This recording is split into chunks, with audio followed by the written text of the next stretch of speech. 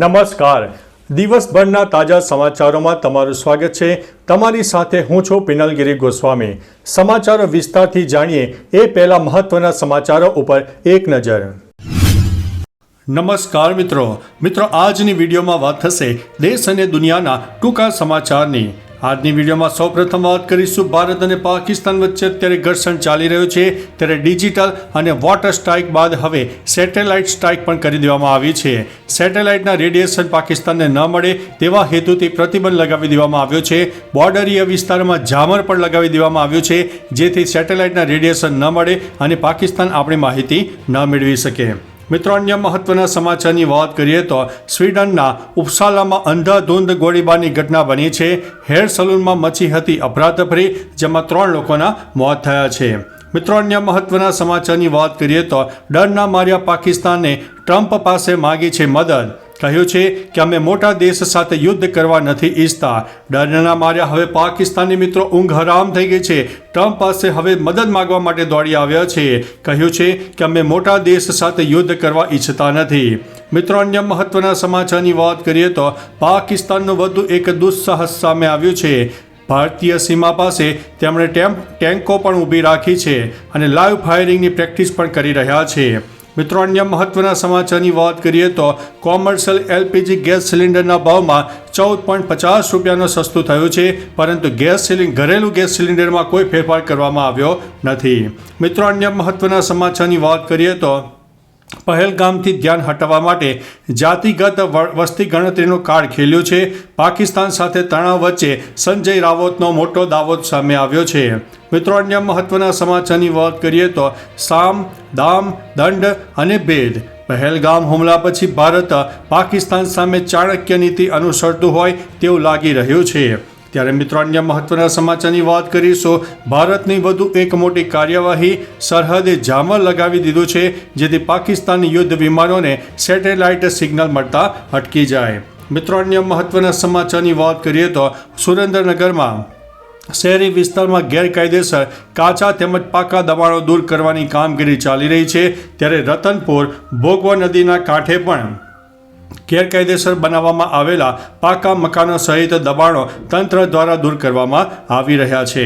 મિત્રો, અન્ય મહત્વના સમાચારની વાત કરીએ તો વઢવાણ પંથકની સગીરાનું અપહરણ કરનાર આરોપી કર્ણાટકથી ઝડપાઈ ગયો છે અને આગળની કાર્યવાહી હાથ ધરી છે.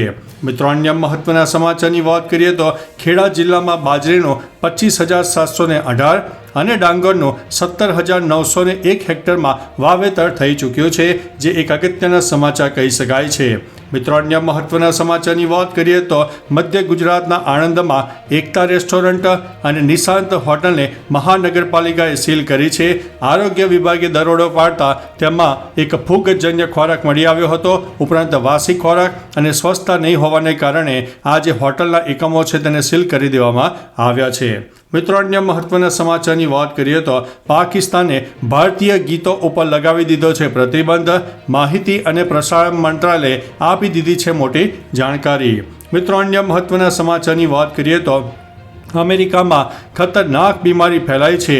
8 રાજ્યોમાં 9થી વધુ કેસ સામે આવ્યા છે. સૌથી વધુ ટેક્સાસમાં કેસ આવ્યા છે. અમેરિકામાં ખતરનાક બીમારીએ ભરડો લીધો છે. ટેક્સાસમાં તો 700થી વધુ લોકો ઝપેટમાં આવી ગયા છે અને 7 રાજ્યોમાં ફેલાવાનું પણ શરૂ થઈ ગયું છે. મિત્રો, અન્ય મહત્વના સમાચારની વાત કરીએ તો ગભરાયેલા પાકિસ્તાને રાતોરાત રાષ્ટ્રીય સુરક્ષા સલાહકાર હટાવી દીધા છે અને ISIના પ્રમુખને તેની કમાન પણ સોંપી દીધી છે. મિત્રો, અન્ય મહત્વના સમાચારની વાત કરીએ તો પાકિસ્તાનને વધુ એક મોટો ઝટકો. ભારત સરકારે પાકિસ્તાન આર્મીની ઓફિશિયલ YouTube ચેનલ પણ બ્લોક કરી દીધી છે.